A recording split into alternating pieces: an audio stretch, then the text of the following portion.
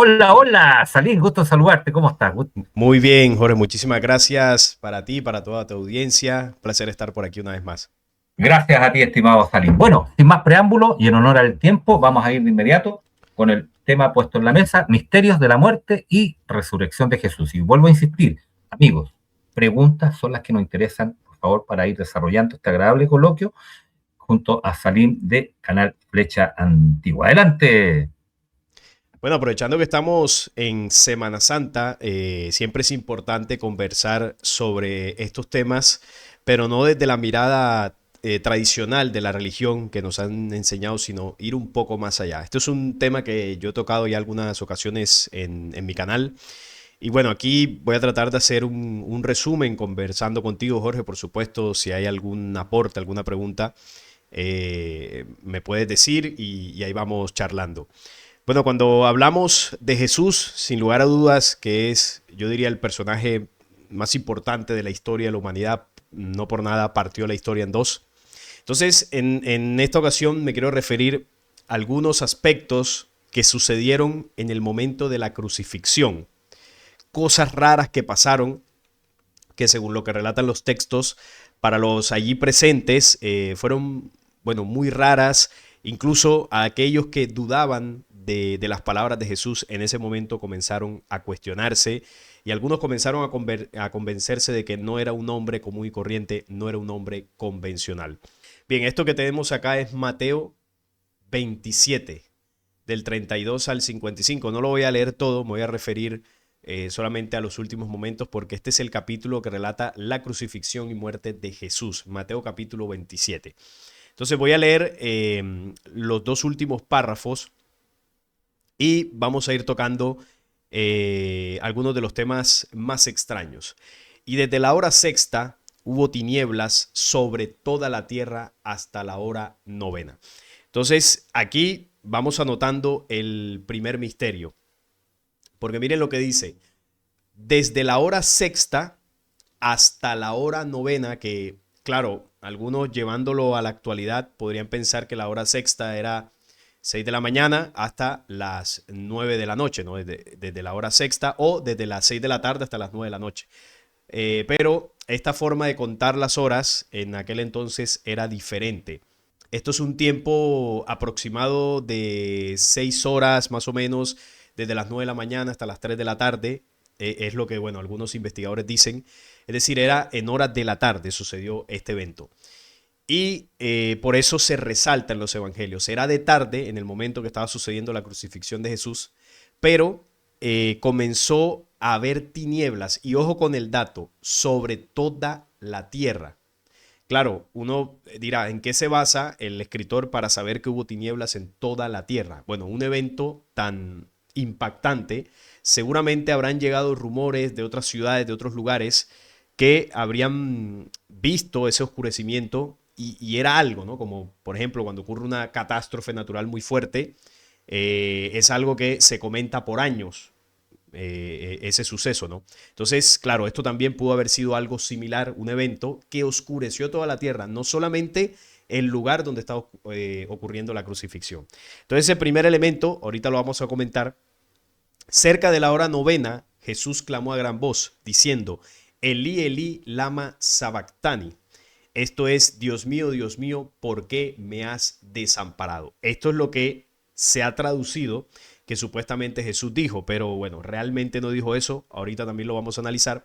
Algunos de los que estaban allí decían al oírlo, a Elías llama a este, y al instante, corriendo uno de ellos, tomó una esponja y la empapó de vinagre y poniéndola en una caña le dio a beber. Pero los otros decían, deja, veamos si viene Elías a liberarle. Mas Jesús, habiendo otra vez clamado a gran voz, entregó el espíritu.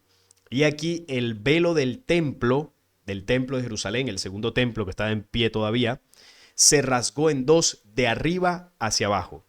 Y la tierra tembló. Este es el otro evento. Hubo un terremoto en el momento que Jesús muere y las rocas se partieron y se abrieron los sepulcros y muchos cuerpos de santos que habían dormido se levantaron. Este es otro de los misterios, que habían cuerpos de santos, gente que estaba enterrada, que se levantó y salieron de los sepulcros después de la resurrección de él. Vinieron a la santa ciudad y aparecieron a muchos. Y el centurión y los que estaban con él guardando a Jesús, visto el terremoto y las cosas que habían sido hechas, es decir, la oscuridad, el momento que él habla en un idioma extraño, que según ellos estaba llamando Elías, la resurrección de muchas personas, el terremoto, el velo que se rasgó, el centurión y muchos otros que estaban ahí, viendo todo esto, temieron en gran manera y dijeron, verdaderamente este era el Hijo de Dios. Esto era lo que quería contextualizar, 2 párrafos del momento de la crucifixión de Jesús. Bueno, fíjate que cuando se habla del eclipse, bueno, del eclipse no, de la oscuridad que muchos interpretan como un eclipse, desde la hora sexta hubo tinieblas sobre toda la tierra hasta la hora novena.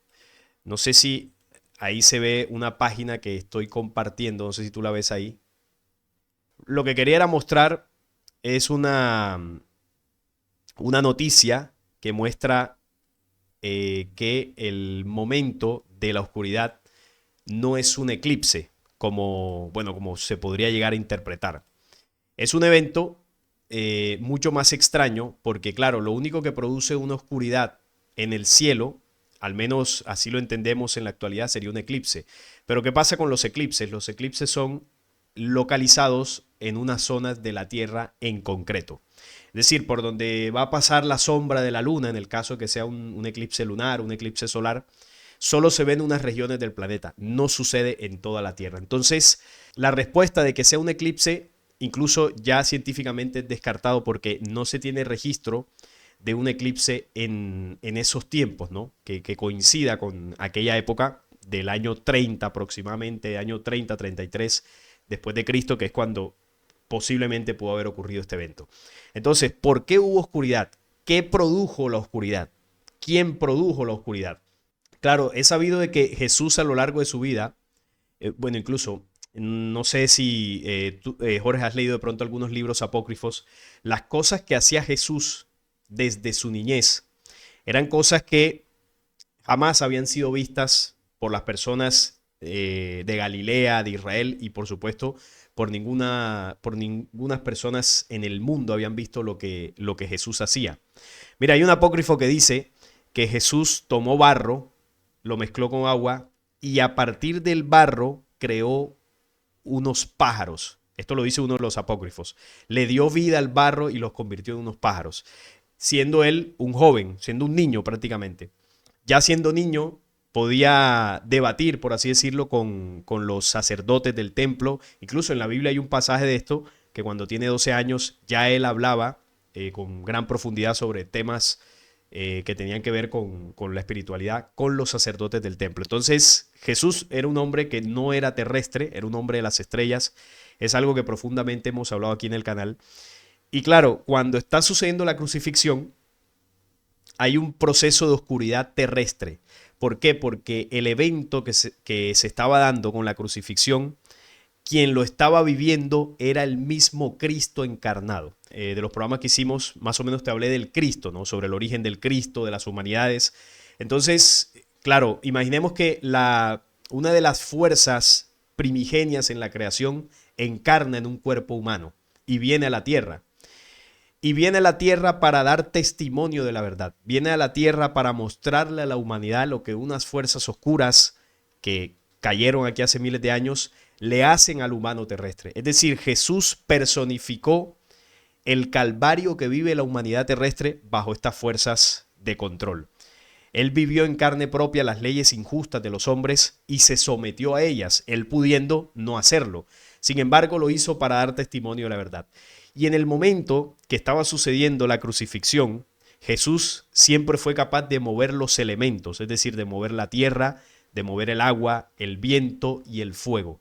Los elementos son espíritus, los elementales de la tierra. Y Jesús, siendo el Cristo encarnado, podía moverlos a placer prácticamente.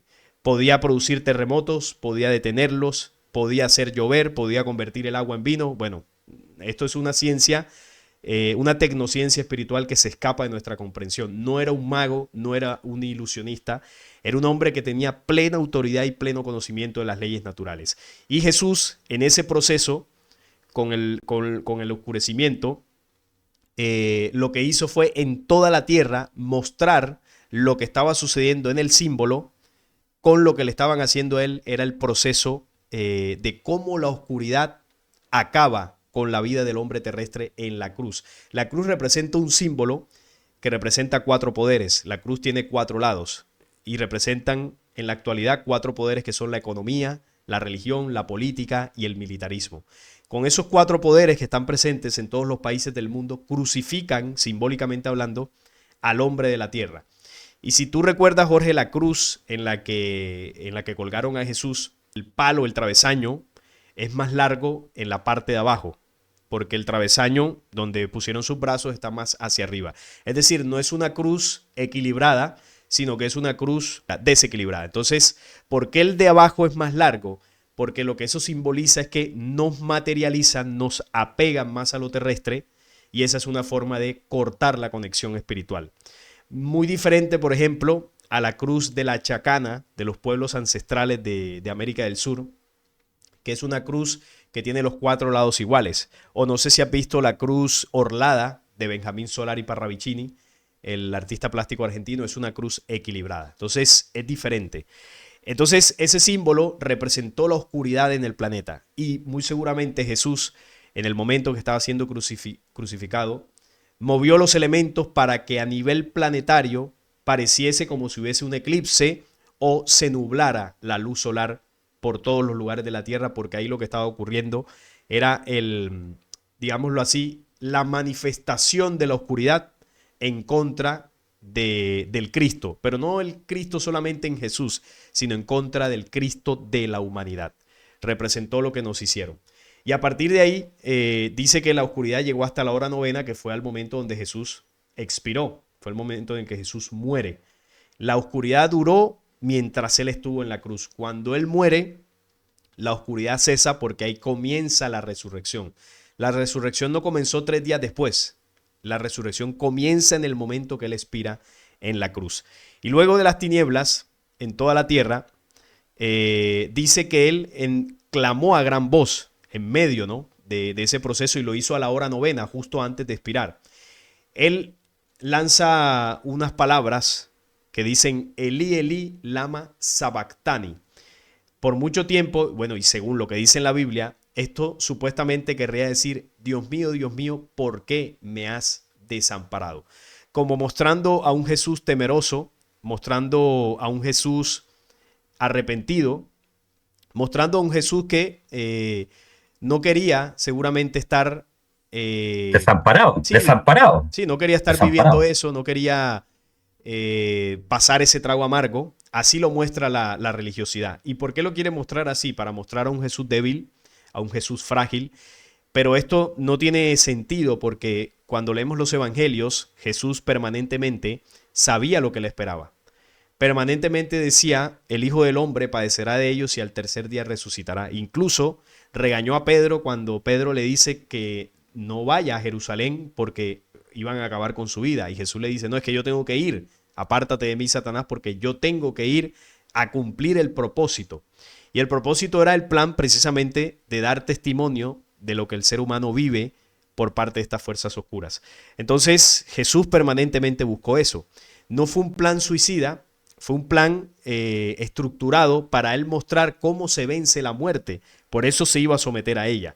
Entonces, claro, no tiene sentido mostrar a un Jesús débil. Cuando se investiga el tema de lo que Jesús pudo haber dicho ahí, se sabe que Elí, Elí, lama sabactani no es ni idioma hebreo ni arameo, que era muy posiblemente los idiomas que más hablaba Jesús por estar en la región que estaba. Ese idioma se asemeja mucho a lo que era el idioma maya, de los mayas acá, de esta parte de Mesoamérica, los antiguos mayas, que al comparar el lenguaje de los mayas con la frase que dijo Jesús, pues los traductores encuentran muchas similitudes, e incluso llegan a traducir algo parecido a: Señor, o Dios mío, ahora me hundo en tu prealba. Eso es lo que traduciría realmente, y no: Señor, ¿por qué me has abandonado? Entonces es como una frase donde él es consciente del proceso que va a vivir. Ahora mismo me hundo en tu prealba o mi espíritu retorna a tu espíritu, más o menos para que se entienda. No es una frase de debilidad, sino es una frase de conciencia de lo que está viviendo. Y después de eso, él entrega el espíritu. Dice, al instante, corrió uno de ellos, tomó una esponja y la empapó de vinagre y poniéndola en una caña le dio a beber. Eso también es muy representativo, Jorge, porque Jesús tenía sed y pidió agua y a él lo que le dieron es vinagre. Entonces, estos sucesos de la vida de Jesús son símbolos que representan la experiencia humana. Entonces, cuando uno tiene sed, evidentemente uno lo que quiere es beber agua fresca para saciar esa necesidad. Ahora, ¿qué significa en el símbolo el agua?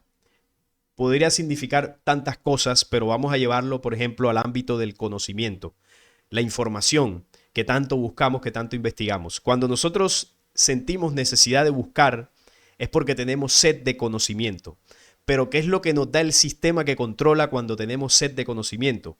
Nos dan informaciones cortadas, manipuladas, sesgadas y tergiversadas. Es decir, en el símbolo que representó Jesús, ¿eso qué significa? Nos dan vinagre a beber, no nos dan agua. Entonces, claro, el ser humano crucificado en los cuatro poderes del sistema, golpeado por todo lo que nos han hecho, pide agua, pide verdades, pide conocer, pide información, busca la verdad. Y ellos que supuestamente nos dicen las verdades, nos dan el vinagre. Por ejemplo, el que busca en la religión conocer la verdad de Dios, te entregan vinagre, porque no te dicen la verdad de Dios, no te dicen la verdad de Jesús. El que busca de pronto espiritualidad en corrientes místicas, esotéricas, te hablan del espíritu, pero te lo mezclan con rituales ocultistas, de viajes astrales y una cantidad de cosas que nada tienen que ver con la naturaleza del espíritu humano. Te dan el vinagre del espíritu. Y eso es lo que representó ese símbolo, ¿no? Porque al final quien le da el vinagre son los mismos centuriones, ¿no?, que estaban allí con él. Y bueno, después de eso, ya él entrega el espíritu. Y en el momento que él entrega el espíritu, el velo del templo se rasgó en dos, de arriba a abajo. Y la tierra tembló y las rocas se partieron. Entonces, el templo de Jerusalén, el segundo, que era donde él estaba, por dentro tenía varias secciones. Una de ellas es el lugar santo, que es donde los rabinos tenían la menorá, la mesa de los panes. Y luego del lugar santo, más hacia adentro, está el lugar santísimo, que es el lugar más puro, ¿no?, entre comillas, que tenía el templo. Y ese lugar está dividido por un velo, por una cortina, ¿no? Para que de pronto lo entendamos un poco mejor, había que subir unas escaleras y había una división con una cortina. Detrás de la cortina, en el primer templo, porque ya en el segundo templo no estaba, en el primer templo estaba el arca de la alianza y dentro del arca de la alianza las tablas de los mandamientos y la vara de Aarón, si no estoy mal, y unas porciones del maná que los hebreos comían en el desierto. Entonces, en el lugar donde eso estaba, es conocido como el lugar santísimo. En el tiempo de Jesús estaba el segundo templo, ya no estaban estas cosas, así que dentro del lugar santísimo, bueno, exactamente qué era lo que había si no estaba el arca de la alianza, bueno, era bastante complicado. Hay algunas citas bíblicas, por ejemplo, en el tema de Jeremías, Ezequiel, que dice que dentro del lugar santísimo había figuras de reptiles y cosas extrañas en el segundo templo. Pero bueno, podría ser alguna alusión al verdadero Dios que adora este pueblo, ¿no? Entonces, el velo se rasga por el terremoto y eso también tiene un significado. Mira que el velo se rasga de arriba abajo. De arriba abajo se rasga el velo. ¿Y por qué se rasga el velo? Para que salga a la luz lo que está oculto en el lugar santísimo. Para que salga a la luz lo que adoraban, el falso Dios que se adoraba en el templo de Jerusalén. Entonces, el velo es como descubrir la verdad, develar lo que ha estado oculto por mucho tiempo. Y eso es lo que representó en ese momento el símbolo, porque literalmente hubo un terremoto y ese sí, científicamente, hay datos de que alrededor del año 30 después de Cristo se han registrado vestigios, ¿no?, de lo que pudo haber sido un movimiento telúrico en la zona cercana ahí a lo que es Israel, Jerusalén. Entonces, ese sí se ha rastreado científicamente. Entonces la Tierra tiembla y volvemos a lo mismo. ¿Qué produjo el terremoto? Literalmente la muerte de Jesús, pero no solamente la muerte de Jesús, sino que cuando Jesús, antes de ser capturado ilegalmente por la guardia del templo, dice en los textos que él sudaba gotas de sangre que caían a la tierra por lo que él estaba viviendo. Luego cuando lo toman preso, lo golpean, le dan una cantidad de latigazos y eso le abre unas heridas muy fuertes que también le producen un derramamiento de sangre y obviamente la sangre cae al suelo, cae en la tierra. Cuando él va camino al Gólgota, más de lo mismo, le van pegando, se va desangrando. Es decir, él comenzó a desangrarse desde el momento en que lo capturan hasta la última gota de sangre que derramó en la cruz cuando estuvo colgado. Derramó toda su sangre en el planeta Tierra. Dice la Biblia que las gotas caían en la tierra. Entonces, ¿qué pasa? Que la sangre de Jesús no era la sangre de un hombre cualquiera. Era la sangre de un hombre proveniente de las estrellas que en su fluido sanguíneo tenía las memorias de la creación. Es decir, cuando la tierra, que es un ser vivo, siente la sangre, se conecta a ella y reacciona en el momento que ya Jesús derrama toda la sangre. Y ahí es donde se produce el terremoto. Es decir, la tierra se sacude porque se le imprime una memoria que nunca había tenido. Y ahí en ese momento él exhala, entrega el espíritu y los centuriones, para comprobar si había fallecido, le clavan la lanza entre la quinta y la sexta costilla. Y dice que lo que sale es agua con sangre. Entonces ya él había derramado absolutamente todo, entregó su sangre, pero no para redimir los pecados, como dice la religión. No, él derramó su sangre por mis pecados, no. La sangre la derramó para imprimir una memoria en el planeta Tierra y en la humanidad. Tanto así que más de 2000 años después seguimos hablando de esto. No es ni siquiera por lo que está escrito, es porque en el planeta Tierra quedó impregnada la memoria crística que se hizo, o esa era la intención, el plan, para que esa memoria se activara en la humanidad hacia futuro, con los cambios que está produciendo la Tierra, con los cambios que del Sol se vienen produciendo, y toda esa energía, toda esa vibración toca al ser humano. El ser humano tiene impregnada esa memoria también en sus células, porque lo que hizo Jesús quedó como legado para la humanidad. Tanto así que hemos visto cómo a lo largo de la historia y sistemáticamente las mismas fuerzas que acabaron con la vida de Jesús han hecho todo lo posible para tergiversar el mensaje de Jesús. No, que Jesús no existió, manipularon la Biblia, escondieron los apócrifos. Se han inventado cualquier tipo de teorías para destruir, porque ya que no pudieron destruirlo a él en persona porque resucitó, entonces lo han hecho con su mensaje. Persiguieron a los apóstoles, destruyeron libros, quemaron Alejandría, han hecho todo lo posible. Pero ¿por qué no pueden borrarlo por completo? Porque la información de la memoria que entregó Jesús está en el planeta Tierra y en las células del ser humano. Está ahí dormida, está envuelta en velos de vicio y suciedad, ahí el símbolo del velo que se rasga, y en un momento determinado se va despertando. Por eso no pueden borrarlo por completo. Por acá dice, Sinaloa Noticia, dice, yo le llamo el jaque mate de Cristo a Lucifer, al Yahvé, al demonio, dueño de este mundo material. Jesucristo demostró desde adentro que la muerte no es el fin. ¿Qué piensas tú? Sí, tal cual. Mira que este programa nos busca atormentar con la muerte.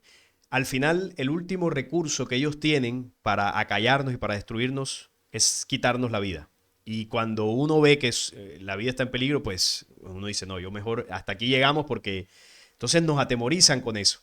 Jesús demostró que ese no es el final. Él demostró que la muerte se puede vencer, no solamente a nivel físico, sino que lo principal es a nivel espiritual. Entonces, claro, cuando este programa ve que Jesús resucita, ya no sabían qué hacer.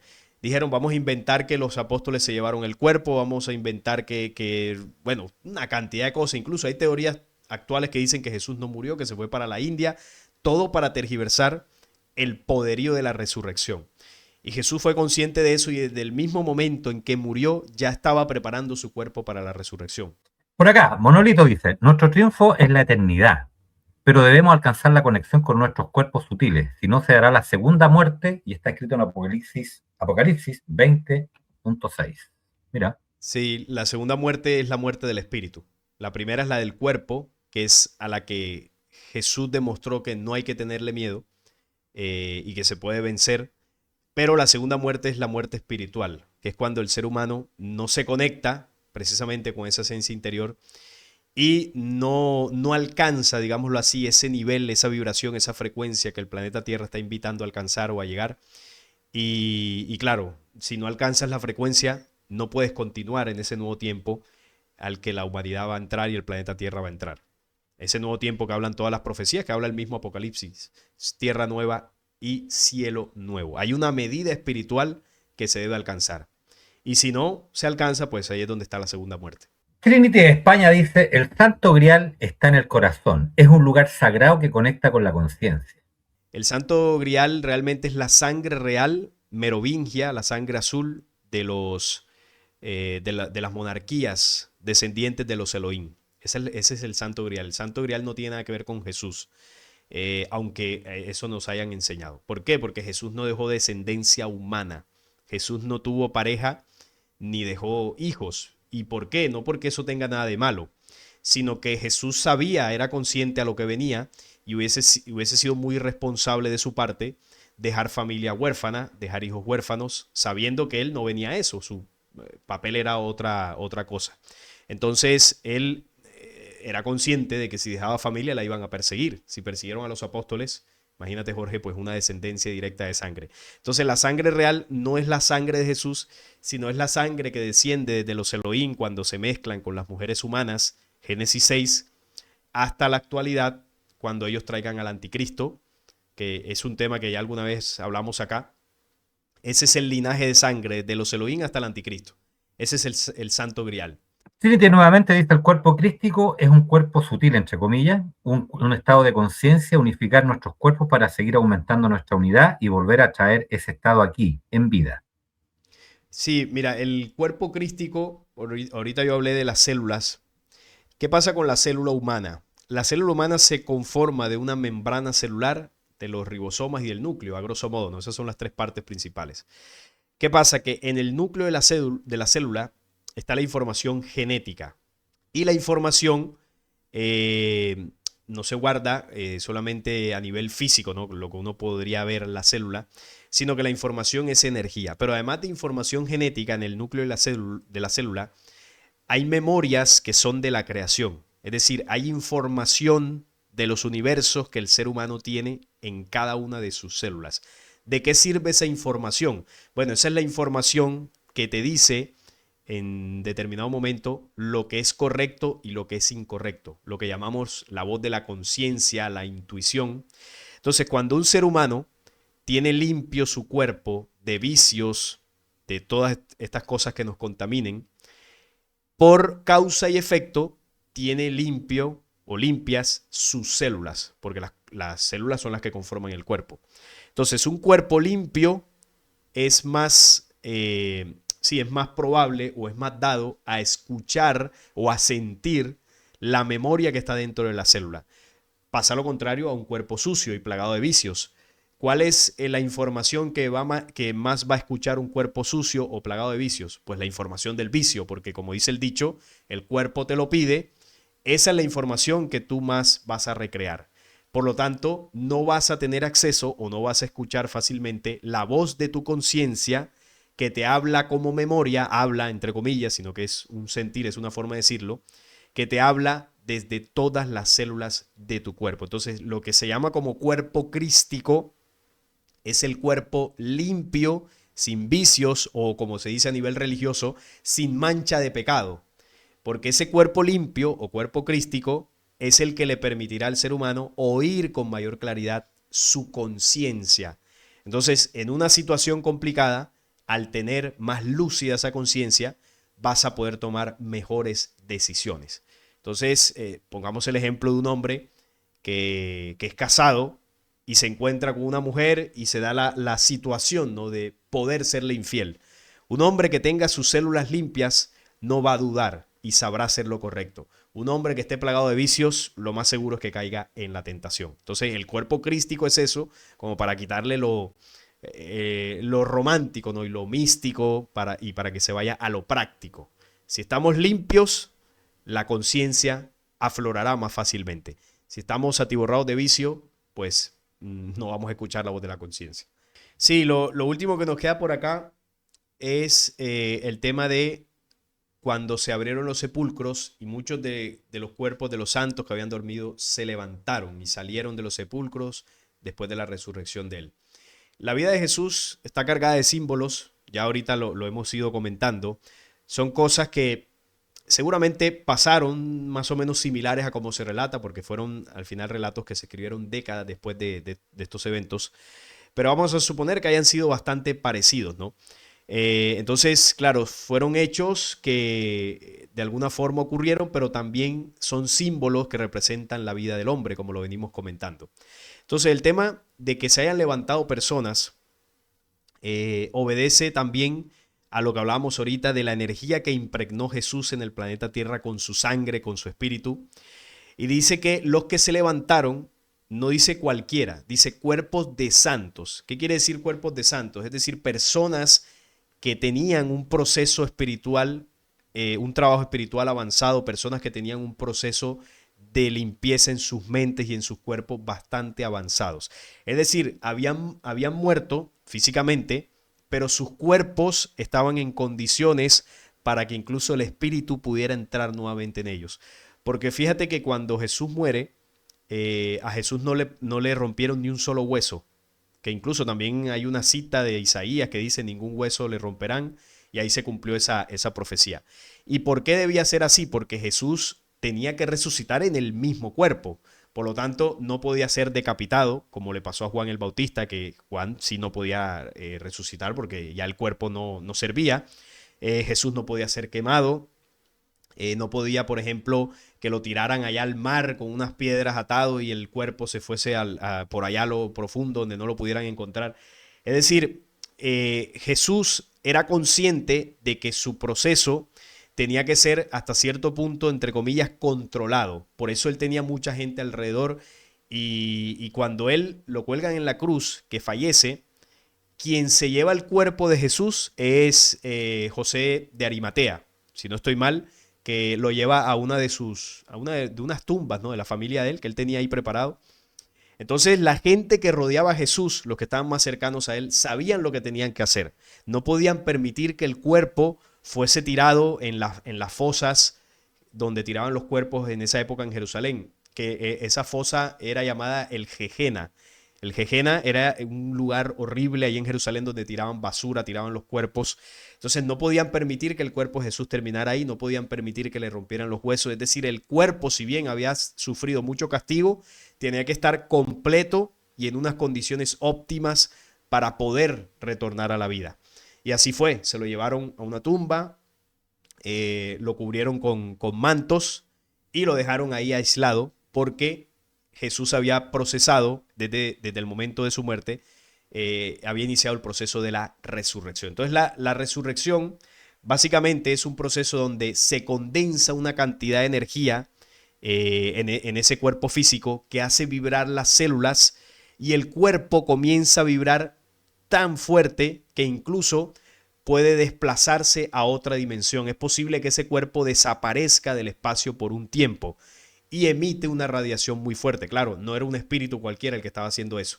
Por eso se cree que, por ejemplo, el sudario de Turín y estas cosas que tienen impregnados unas marcas que son parecidas, ¿no? Dicen los que investigan esto, que pueden ser parecidas a Jesús y que podría ser esta una de los vestigios, ¿no? Que quedó de las mantas con las que cubrieron a Jesús. Entonces, si estos sudarios llegasen a ser ciertos, porque es algo que no está 100% comprobado, la forma en que la imagen quedó impregnada en la tela es en el momento donde él estaba emanando esta energía fotónica a nivel celular y el cuerpo emitió una radiación que quedó fotocopiado, por así decirlo, la forma del cuerpo en la tela. Y ahí es donde se comienza a producir la resurrección. Entonces, cuando ya el cuerpo encarna nuevamente, el cuerpo vuelve a la vida.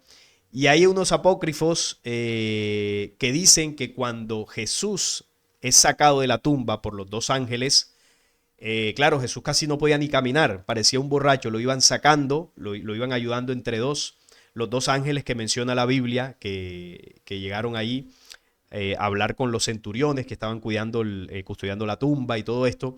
Bueno, esos eran dos de de los personajes que estaban cerca a Jesús, no eran ni apóstoles ni nada, estamos hablando de hombres de las estrellas que siempre estuvieron cerca custodiando a Jesús. Entonces lo sacan de ahí de la tumba. Por eso se cree que Jesús nunca murió. Las teorías estas de conspiración que dicen, no, él no murió del todo porque hay un apócrifo que dice que él salió caminando. Claro, resucitó, no podía casi ni caminar y lo iban ayudando porque apenas estaba él adaptando nuevamente su cuerpo.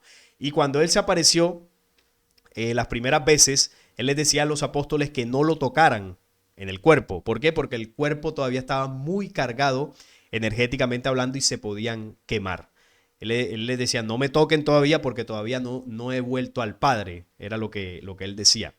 Entonces, claro, cuando tú analizas todos estos pasajes y entiendes un poco cómo funciona el tema de los fotones, la energía celular, bueno, un poco de física cuántica si se quiere, Jesús activó un mecanismo natural, pero desconocido para la raza humana. Él vuelve a la vida en el mismo cuerpo y ese mismo proceso lo hicieron muchos de los santos que habían sido enterrados, gente que había fallecido hacía unos pocos días y salieron de los sepulcros. Es decir, literalmente personas resucitaron en el mismo momento cuando Jesús estaba viviendo ese proceso.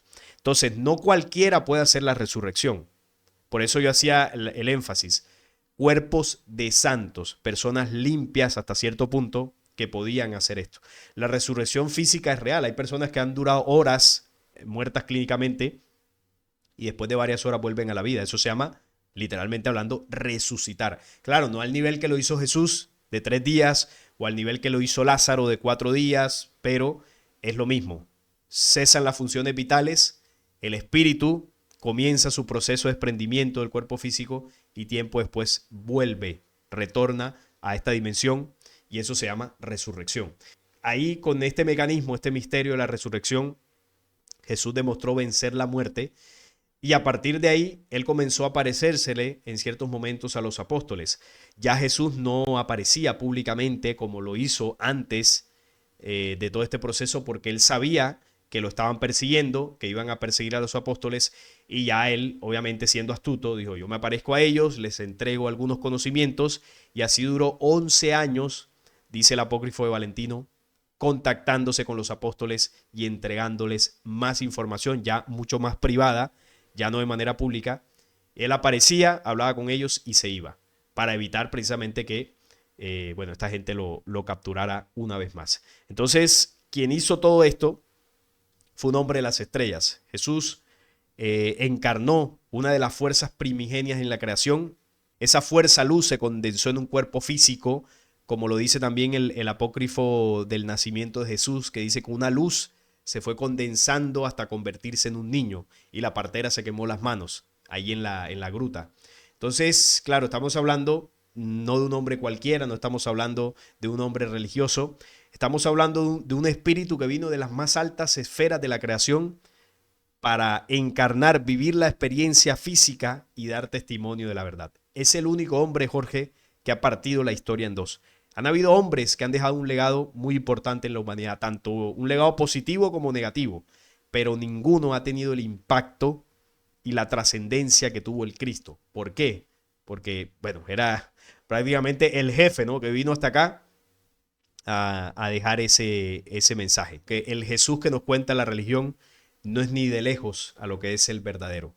Todo toda esa historia, ¿no?, que nos cuentan, todos esos ritos en torno a la vida de Jesús, lo que hacen es tergiversar el verdadero mensaje que él quiso dejar y que dejó plasmado, no solamente en libros, sino dejó plasmado como memoria en el planeta y en las células de esta humanidad. Y es una memoria que se va despertando. Y no se despierta para volvernos religiosos, se despierta para que precisamente esa conciencia aflore cada vez más en nosotros y nos invite, ¿no?, a hacer esos procesos de transformación. No es casualidad que estemos hablando aquí de estos temas, eso obedece a ese proceso de despertar que esta humanidad cada vez va a ir pues experimentando más. Pero así como se va a ir dando ese proceso de despertar, las fuerzas oscuras también van a apretar sus planes y ya vemos lo que está ocurriendo en el mundo. Entonces se va a oscurecer el contexto mundial como el símbolo, ¿no? de la hora sexta a la hora novena, pero en el momento de más oscuridad es porque se está preparando la resurrección de esta humanidad terrestre como él lo mostró en el proceso en la cruz. Es decir, ahora mismo estamos crucificados a punto de morir y hay oscuridad en todo el planeta. Pero justo cuando llegue la hora novena, la humanidad comenzará a resucitar. Entonces, con eso me despido, Jorge. Muchísimas gracias una vez más por la invitación.